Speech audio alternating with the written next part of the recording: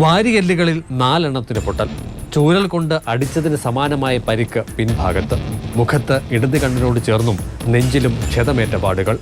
Konni medical കോളേജിലെ forensic surgeon doctor SR സരിതയുടെ റിപ്പോർട്ടാണ് സംശയങ്ങൾക്ക് ഇടവരുത്തിയിട്ടുള്ളത്. തൂങ്ങി മരിക്കുമ്പോൾ സാധാരണഗതിയിൽ സംഭവിക്കുന്നതല്ല സുരേഷിന്റെ ശരീരത്തിൽ കണ്ടെത്തിയ പരിക്കുകൾ. വീട്ടിൽ നിന്നും 25 കിലോമീറ്റർ അകലെ, സൗഹൃദമോ നേരിട്ട് ബന്ധമോ ഇല്ലാത്തയിടത്തെ കൃഷിയിടത്തിലാണ് സുരേഷിനെ തൂങ്ങി മരിച്ച നിലയിൽ കണ്ടെത്തിയത്. ഇദ്ദേഹം ഉപയോഗിച്ചു വന്ന മൊബൈൽ ഫോൺ കാണാതായിട്ടുമുണ്ട്.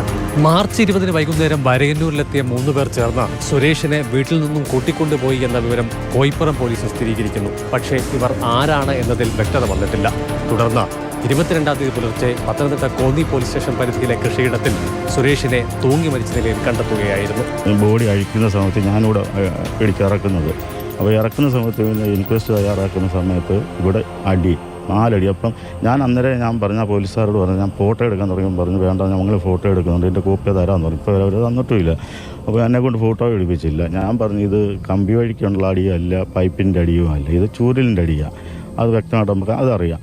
അപ്പോൾ ഈ ആറാമയിലേക്കുണ്ട്. പിന്നെ അല്ലാതെ ഇതിൻ്റെ ശരീരത്തിൻ്റെ ഇവിടെ ഒക്കെ ആയിട്ട് പാടുകളും അതും ഇതുമുണ്ട്. നമ്മുടെ ഇവിടെ ഈ ഇടത്തെ സൈഡിൽ ഇവിടെ നെറ്റിയുടെ ഇവിടെ മുഖത്തിൻ്റെ ആ ഷേപ്പൊക്കെ ഒരു വല്ലാത്ത ഇതല്ലായിരുന്നു. മാർച്ച് 16-നാണ് കഞ്ചാവ് ബീഡി വലിച്ചതിന് സുരേഷിനെ പോലീസ് പിടിച്ചത്. ശേഷം വീട്ടിൽ പരിശോധനകൾ നടത്തി. തൊട്ടടുത്ത ദിവസം ഹാജരാക്കാൻ നിർദ്ദേശിച്ച് പറഞ്ഞയച്ചു. എന്നാൽ ഇരുചക്രവാഹനം വിട്ടുകൊടുത്തിരുന്നില്ല. ചോദ്യം ചെയ്യലിന് ഹാജരായി മടങ്ങിയ സുരേഷിനെ കുറിച്ച് പിന്നീടൊന്നും അറിയില്ല എന്നാണ് കോയിപ്പുറം പോലീസ് പറയുന്നത്. അവനെ കൊണ്ടുപോയ യൂണിഫോമില്ല. അതല്ല എനിക്ക് സംശയം. പോലീസ് സ്റ്റേഷനിൽ പോയി ഞാൻ തിരക്കിയത്. ഒടുവിൽ എന്നോട് ചോദിച്ചു, ആരെയാ അമ്മച്ചി ചോദിക്കുന്നേ? ഞാൻ പറഞ്ഞു, ബാബു സുരേഷിനെ നിങ്ങൾ ഇന്നലെ വന്നുകൊണ്ട്. അപ്പോഴവരറിയുന്നത് പോലും.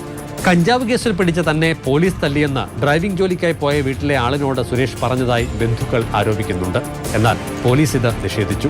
വിട്ടയച്ച ശേഷം സുരേഷിനെ മറ്റാരോ വീട്ടിൽ വന്ന് കൂട്ടിക്കൊണ്ടുപോയി എന്നാണ് പോലീസും വിശദീകരിക്കുന്നത്. പോസ്റ്റ്മോർട്ടത്തിലെ കണ്ടെത്തലുകൾ വിവാദമായ പശ്ചാത്തലത്തിലാണ് വിശദാന്വേഷണത്തിന് അഡീഷണൽ SPയെ ചുമതലപ്പെടുത്തിയത്. മാധ്യമവാർത്തകളുടെ പശ്ചാത്തലത്തിലാണ് DIGയുടെ ഇടപെടൽ. മരിച്ച സുരേഷ് വിവാഹിതനും 3 കുട്ടികളുടെ പിതാവുമാണ്. എന്നാൽ കുടുംബ പ്രശ്നങ്ങളെ തുടർന്ന് അകന്നു കഴിഞ്ഞു വരികയായിരുന്നു.